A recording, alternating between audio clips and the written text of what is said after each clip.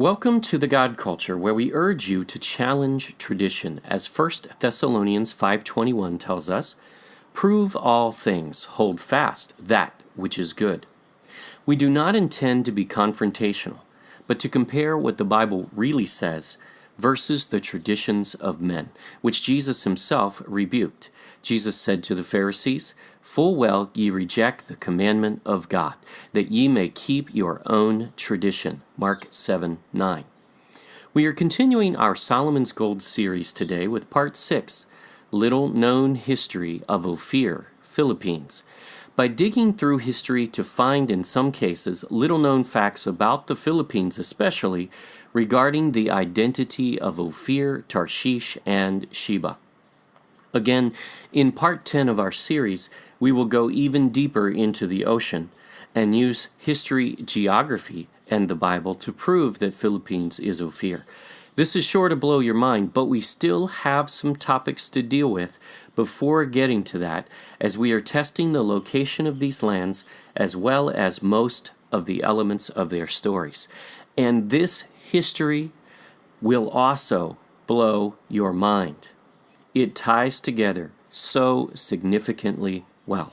On a side note, we would like to thank the many people who have reached out to us with your encouraging emails and comments.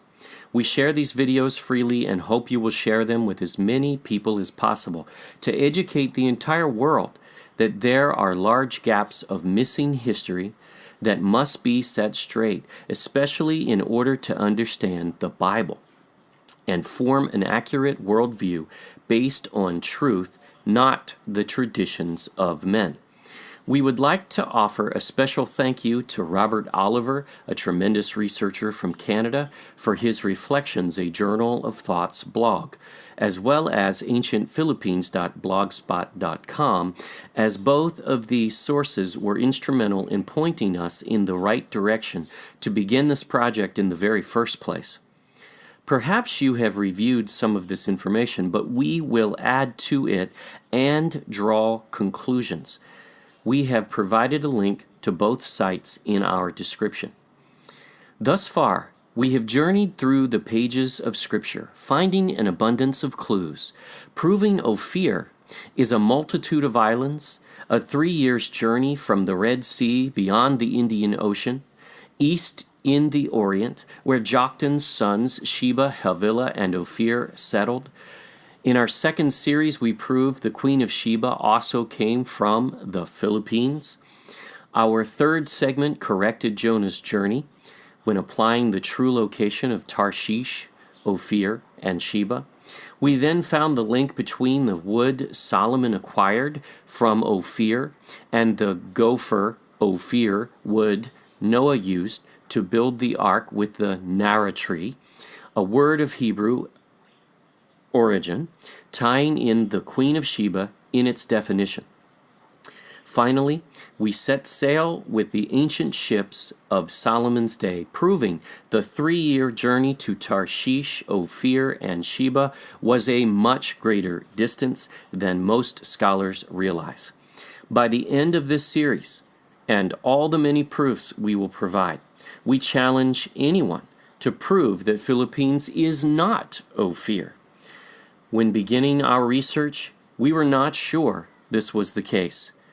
But now that we have continued our research all the way through, we are thoroughly 100% convinced that Philippines is a far more special land than it has been given credit. It is true that much of the Philippines' history has been all but erased, which raises a very large question. Why? We will let you draw your own conclusions on this, but this absence of history should raise flags as to who did this and why. What it does tell us is that the land of the Philippines must have far more significance than the world's power brokers would like us to know. Don't let them get away with that. Share these videos with everyone and let them begin their own journeys to prove this for themselves. Let us get thousands of people researching and uncovering, not under the umbrella of an organization, but by the leading of God's Holy Spirit. Let us all together establish a true grassroots crusade for knowledge with no leader but God, and no one wishing to make a name nor gain power nor money. Again, the God culture is not affiliated with any denomination. So, let's go back in time and see what history reveals.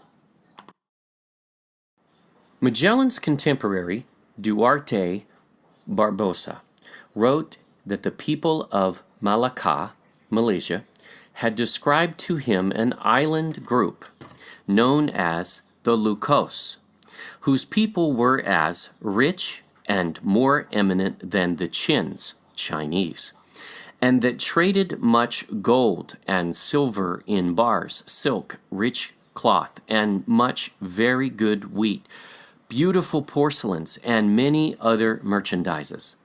Perhaps this culture was not one of barbarians wearing diapers. In Magellan's Voyage Around the World, the author, Charles E. Noel, notes that Magellan himself had rewritten part of Barbosa's book, referring to the Lucos, and in his version, Magellan substituted Tarsus, Tarshish, and Ophir for the word Lucos. So Lucos equals Tarshish and Ophir. That's huge. But this is not the only reference that actually provides directions. Ferdinand Pinto's journal describes Lucos Islands as belonging to a large group of islands, many of which were rich in gold and silver.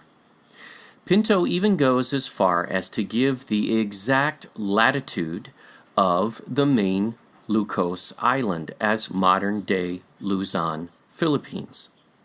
Multitude of islands rich in gold. No need to guess, though, because he gives the actual exact location of Lucos, which is Ophir and Tarshish and Sheba, as Luzon, Philippines.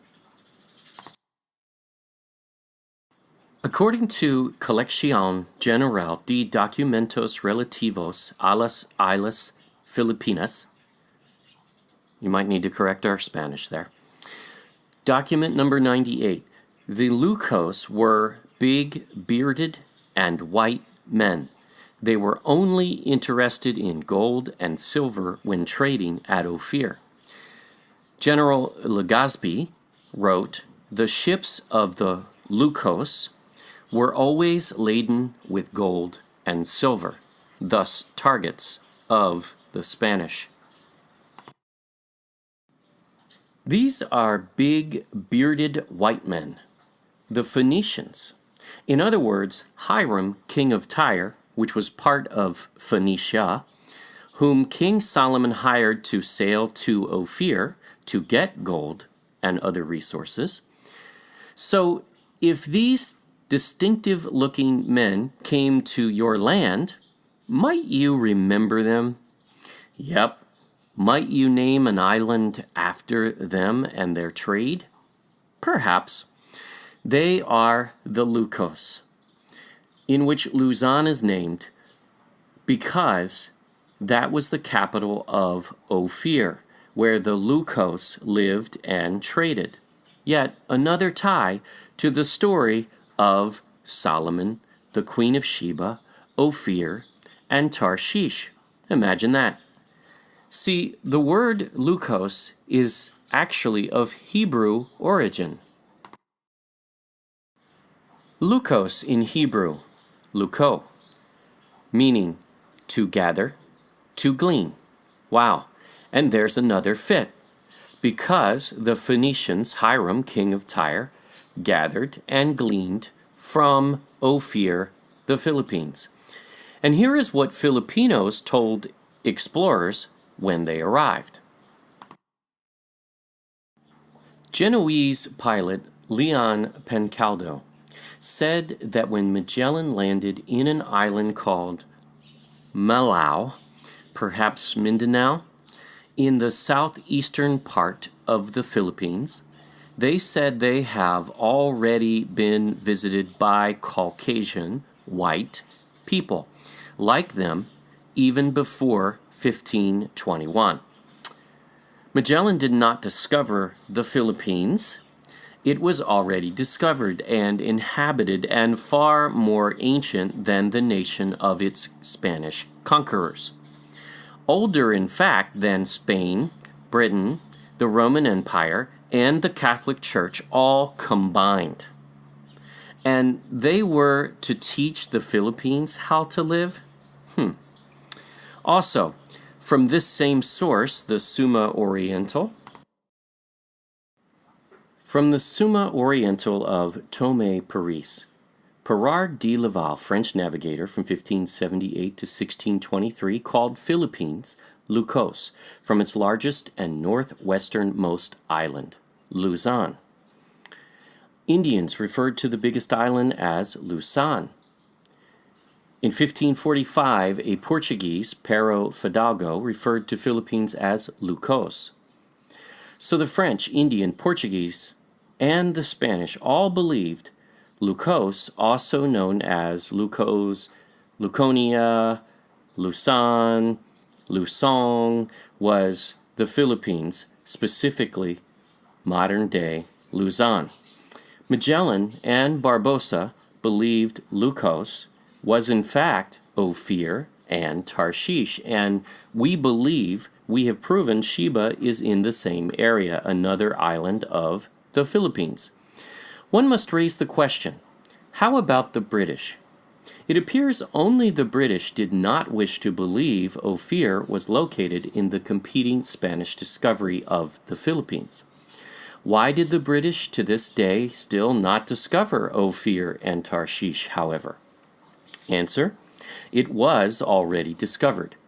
Oh, they did slap the name Mount Ophir onto a mountain in Johor, Malaysia, but even the locals didn't play along, as they continued to refer to their mountain by its Malay name, Gunung Ledang.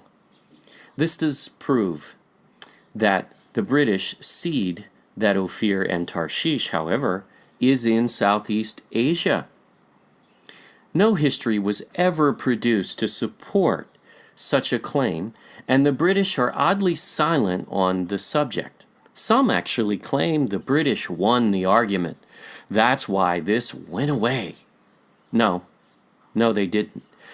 The argument was never won because the facts are so overwhelming that even to this day it is abundantly clear. By the time we finish this video, we're going to hit you with so much history that is very clear that Philippines is in fact still Ophir and Tarshish. And it is going to be very hard for anyone to dispute this, but we're open to listening, so we'd love to hear your comments. Oh yeah, and they did not name this mountain Ophir until 1801. This is 2,800 years after Solomon. So again, it doesn't count. Samuel Purchas attempts to put forth an argument for Britain regarding Ophir, but there is no such support for any British find nor actual claim that ever matched history, the geography, the Bible facts, as well as the actual life of the people themselves. Spain beat them in all of these arenas, hands down. Unfortunately, the British Empire overpowered the Spanish, and this story was swept under the carpet. That's why you don't hear about this in modern times. It's the victors who write history, and they choose to place things under the carpet that they don't want you to know. There also was an argument raging in Europe, referenced in Carreri's journal of his visit to the Philippines. He mentions that he would not go into the argument raging in Europe at that time over whether the Philippines was actually originally populated by the descendants of biblical Tarshish. Well, this is the British, so they must be right, right? Wrong. They had an ulterior motive. Spain was their largest rival, and they did not want Spain to find Ophir. They wanted to. Here's what many other countries called the Philippines in antiquity. The Greeks, the Golden One. Indians, Islands of Gold. Chinese, Isles of Gold. The Buddhists, Pilgrim. Isle of Gold. Chinese again, Mountains of Gold. Chinese again, Golden Neighbor. Medieval Muslims, Land of Gold. Not enough yet? The Greek Christ, the Golden One, is the name given by ancient Greek writers to an island rich in gold to the east of India. Argyre was the island of silver and placed beyond the Ganges. Perpolus of the Erythraean Sea, 1st century CE, says, the last part of the inhabited world toward the east, under the rising sun itself. Beyond the land of this, China, which brought silk to India, again, China. So this description is talking about the last part of the inhabited world toward the east. Wait a minute. Isn't that what Jesus called Sheba? Yes. Under the rising sun itself. And what's the land of the rising sun? Wouldn't that be Japan? And what's underneath of Japan? Well, that'd be the Philippines. This is a description of the Philippines. But we have more. Here is an 1898 reconstruction of Pomponius Mela's view of the world. Some scholars disingenuously claim Mela was showing Christ right next to Sumatra. This is what they actually say, which would make it Malaysia or Indonesia. However, here's the map. If right next to refers to 3 islands considerably to the north, then I guess they are right. The land they are showing as India would actually be the coast of China, and the islands off the coast of China are not Indonesia nor Malaysia. But here's another source. On the Turin world map, from 1160 BC. This is 200 years before Solomon, before he went to Ophir. Drawn by Egyptian scribe of the tomb Amenetketi. Don't know how to say that. Son of Ipoi. It depicts 2 Southeast Asian islands above the heads of Adam and Eve. Christ, Isle of Gold, and Argyre, Isle of Silver. Notice Adam and Eve here are pictured with the serpent looking at Eve and Eve looking at Adam. But Adam, where is he looking? At the island of Christ. Why? Well, Adam and Eve just sinned, which is why they are covering up. And Adam is looking at the place where they are headed next when they leave the Garden of Eden.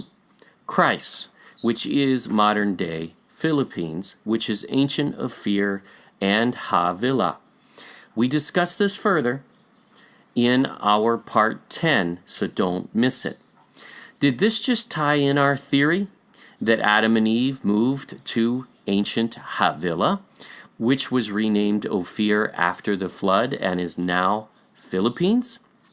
Also, this was drawn by an Egyptian. So we are now aware that the Egyptians knew of Ophir, Christ. And this is how their queens were dressed in the gold of Ophir from Psalm 45:9, which we shared before. And Flavius Josephus, around 100 CE, calls Christ in Latin Aria, and equates the island with biblical Ophir, from where the ships of Tyre and Solomon brought back gold and other trade items. March 4th, 1525. Less than 6 years after Magellan's voyage, Sebastian Cabot signed a contract with Spain, which did have as one of its objectives to discover Molokos, Malaysia, Tarshish, Ophir, Sepanga, which is Japan, and Cathay, which is China. Cabot searched for a route to Ophir in the Orient through South America, the Americas. He failed, but he was not looking for Ethiopia, nor Yemen, nor India. He was hired by Spain, and they placed Ophir and Tarshish in his actual contract. These are not fictitious lands, nor something that history has forgotten. This may have been suppressed, but all this evidence is still right before us. Process of elimination. Ophir and Tarshish are not China, Japan, nor Malaysia, Indonesia. This leaves the Philippines again. Also, we'll review a History Channel claim that Gadara, Spain, and we've talked about Tarsus, Spain, supposedly being the biblical Tarshish. There's a problem here. Why would Spain hire an explorer to sail to Tarshish in the Orient when he could walk down the street? Because any claim coming from Spain to be Tarshish is just plain wrong.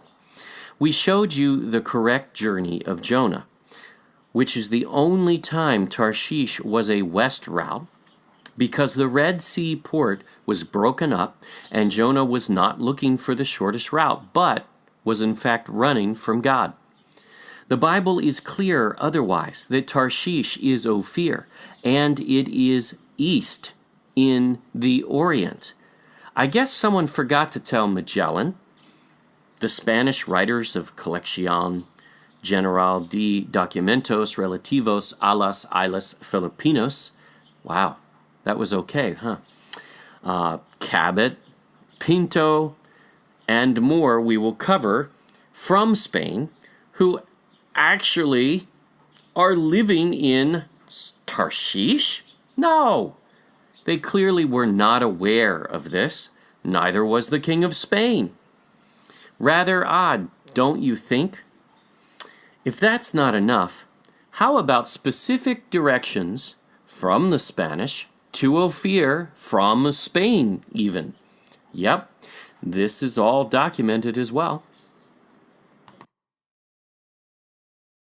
Check this out.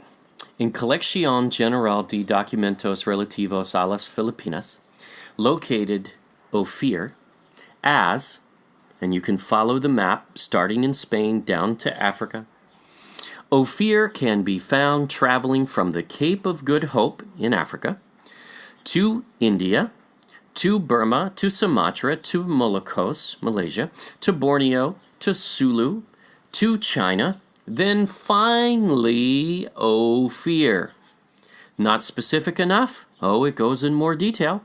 Ophir was in front of China towards the sea, of many islands, Philippines, 7,000 islands, where the Moluccans, Malaysians, Chinese, and Lucos met to trade. Lucos, again, were the Phoenicians. Only 2 archipelagos fit this description, many islands, the Philippines and Japan. This could not be Japan because Moluccans had not gone there yet, at this point in history. Again, we eliminate the obvious, and what's left, history well establishes that Philippines is Lukos, which is Tarshish and Ophir. Why? Because the Phoenicians were known as the Lukos, in which Luzon was named, tying them together in yet another way. And we believe Sheba, but history also ties in the skill of these cunning craftsmen of the Philippines.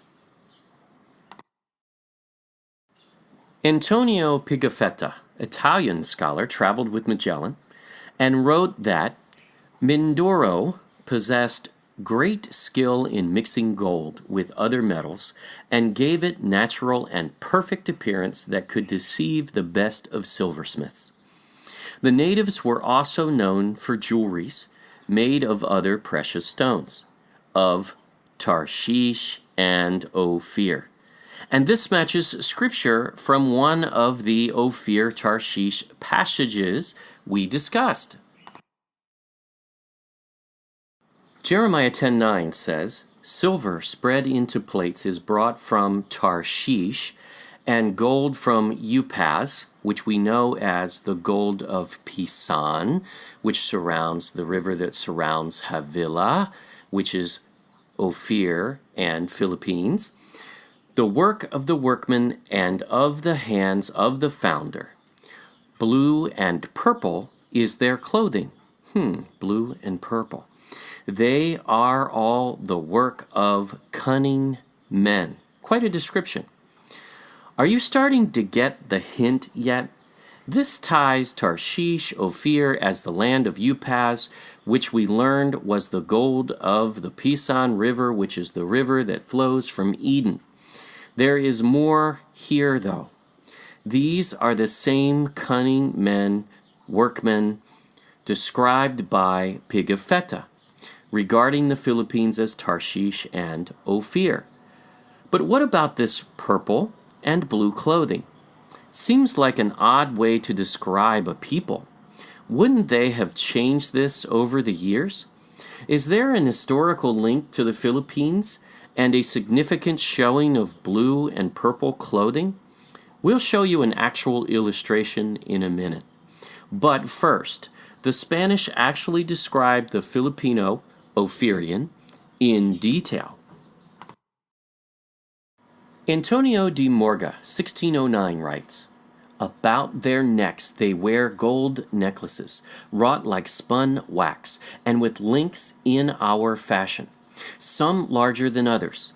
On their arms they wear armlets and wrought gold, which they call calambigas, and which are very large and made in different patterns. Some wear strings of precious stones, cornelians and agates, and other blue and white stones, which they esteem highly.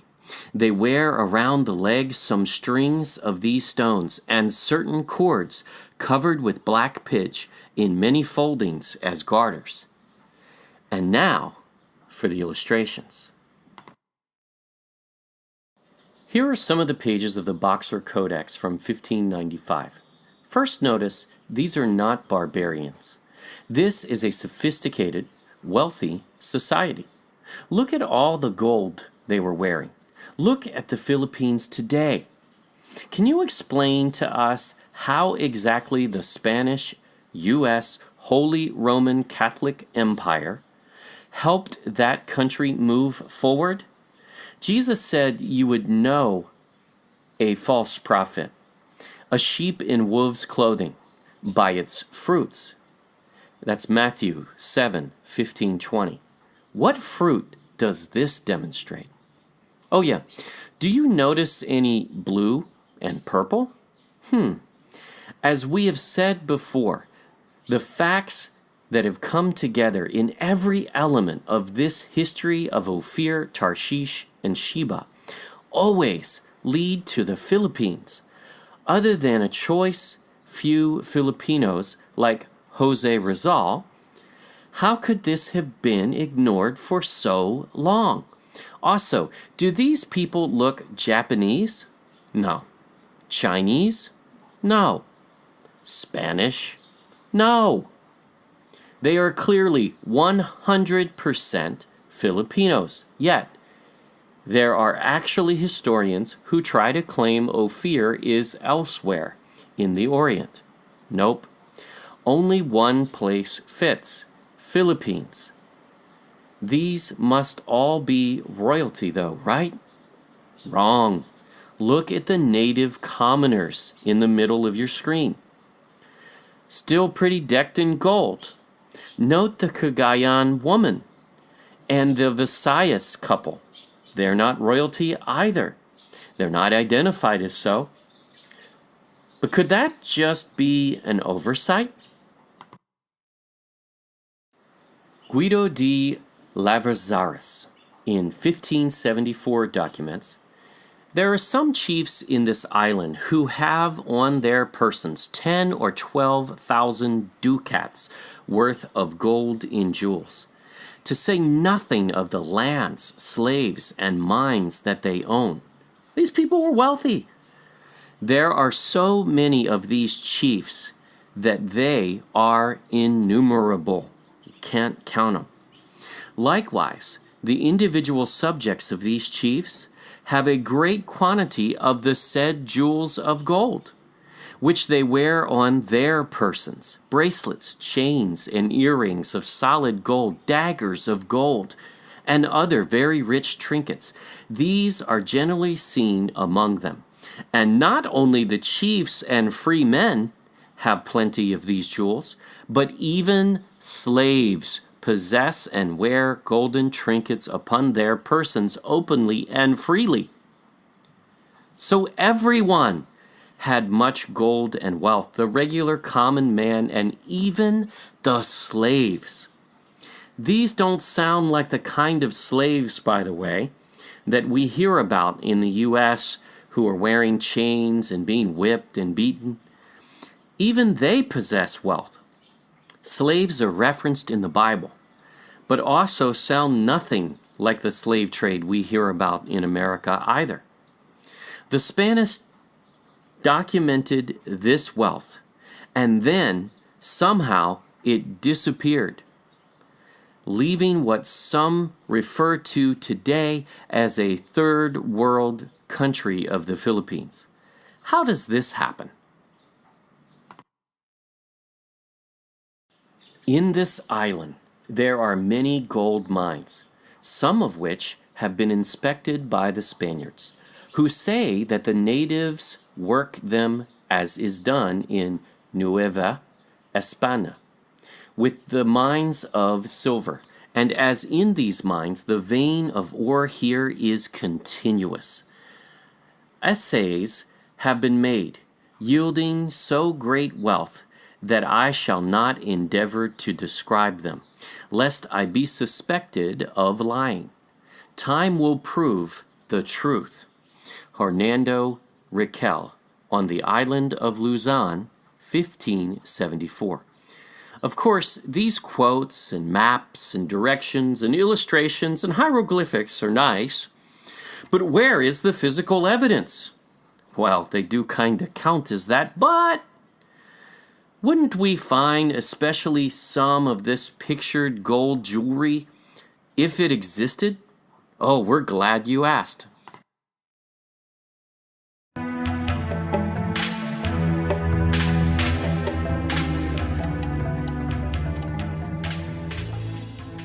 Sa paglipas ng mga taon, ang mga sinaunang ginto na nahukay sa Surigao ay nauwi sa kamay ng mga dealer at palihim na naibenta sa mga maperang kolektor. Ang iba ay napunta pa nga sa ibang bansa. Some of these gold objects had found their way in European collections already. Men and women both wore jewelry. Actually, the men... Si Dr. Florina Baker ang dating direktor at curator ng Gold of Ancestors ng Ayala Museum. Sa tansya raw ng mga eksperto, ang makalaglag pangang gintong nahukay ni Berto ay hinubog noong ika-10 hanggang ika-13 siglo. Ibig sabihin, ginawa ang mga alahas 300 taon bago pa man napadpad si Magellan sa Pilipinas. Ani Baker, marami na raw siyang nakitang hukay na ginto o archaeological gold mula sa Pilipinas, pero walang hihigit pa sa kasalukuyang exhibit. Nothing of this scale and magnitude and magnificence has ever been seen. Isuot ang sacred thread para madama ang bigat nito. Itong tinatawag na sacred thread, ang pinakaimportanteng pyesa ng gold collection ng Ayala Museum. Halos 4 na kilo ang timbang nitong gintong sablay.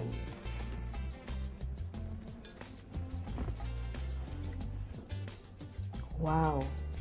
Uy, napakabigat. Uy, magkakakalo ka nito. Ang bigat.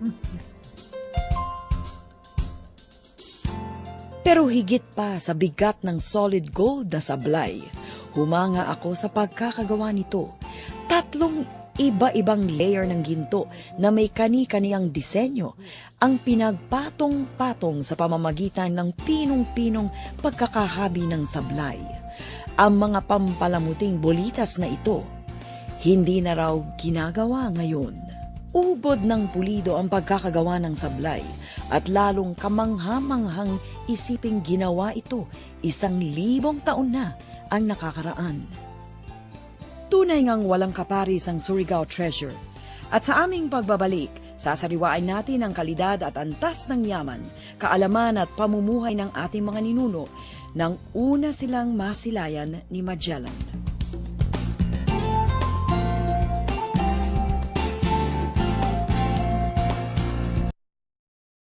And where did this gold come from?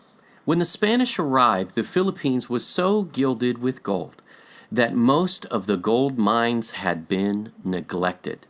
The natives proceed more slowly in this and content themselves with what they already possess in jewels and gold ingots handed down from antiquity, ancient times, and inherited from their ancestors. This is considerable, for he must be poor and wretched who has no gold chains, calambegas, and earrings.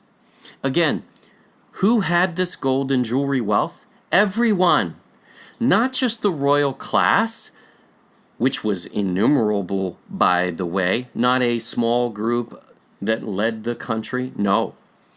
And it was handed down from their ancestors, not necessarily forged in that era, as the gold mines were neglected.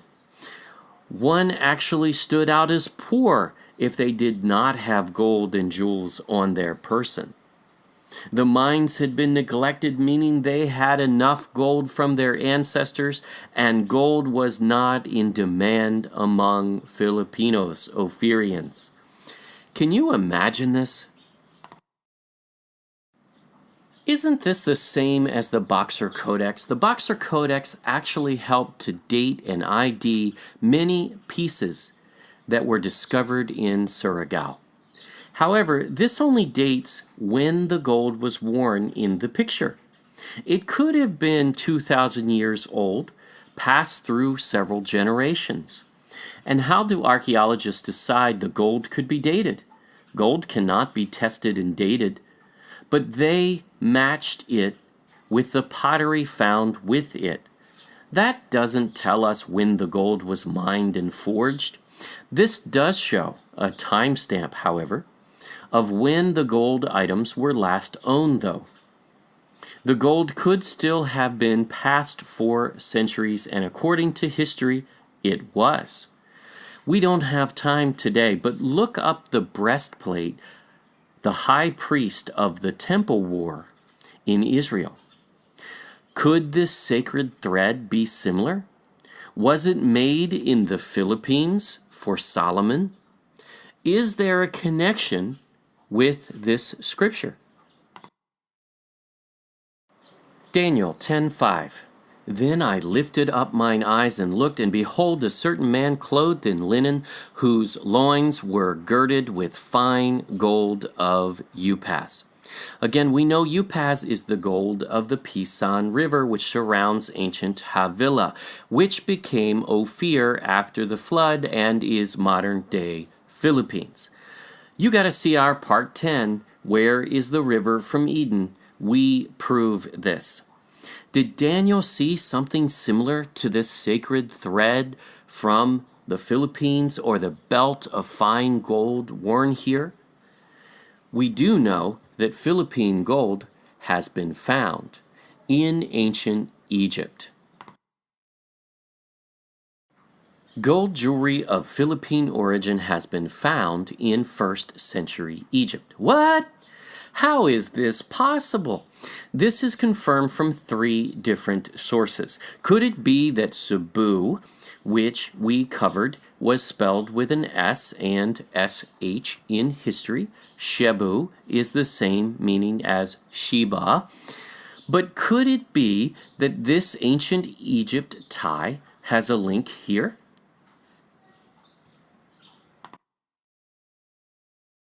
On the left, pictured, is a necklace from the Philippines from the Surigao treasure find, dated at least back to the 10th to 13th centuries. Again, we believe it is much older than that. Notice how similar it is to the Shebu collar. Wait, the Egyptians called their collar Shebu? The ancient name of the kingdom of Cebu, Sheba? Yes. Let's take another look at the Boxer Codex illustrations and see what it shows. Every person pictured here in this illustration is wearing a necklace similar to the Egyptian Shebu collar. Is this merely a coincidence? Or is Shebu, the Shebu collar, actually named after its place of origin? Shebu, Cebu, Sheba. So, when the Bible references Solomon's navy returning from Ophir with 420 talents of gold in Kings and Chronicles, a talent, by the way, is 75 to 150 pounds depending on the unit of measurement. This would have been over 30 tons of gold.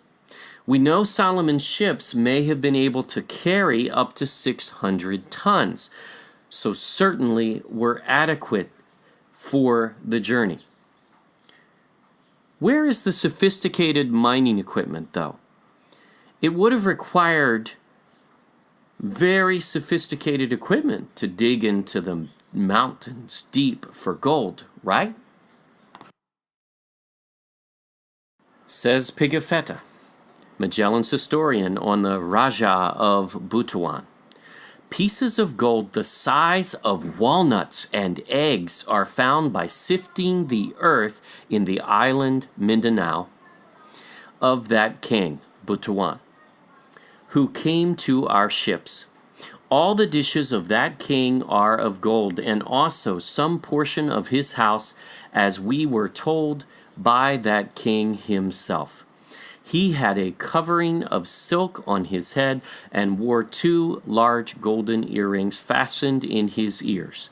At his side hung a dagger, the haft of which was somewhat long and all of gold, and its scabbard of carved wood. He had 3 spots of gold on every tooth, and his teeth appeared as if bound with gold. Wow! Gold nuggets the size of walnuts and golden are chicken eggs, basically. Wow! Found by sifting through the earth?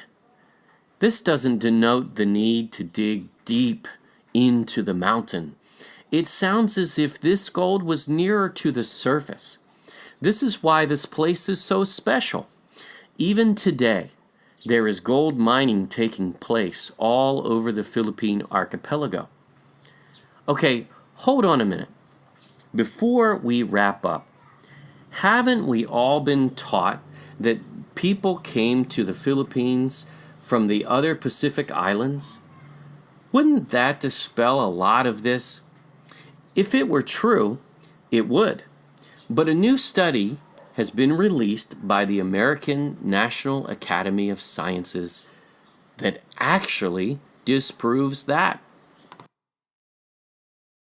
It declares Philippines is the most likely ancestral homeland of the Polynesians, whose forebears colonized the Pacific about 3,200 years ago. Polynesian chickens had their genetic roots in the Philippines.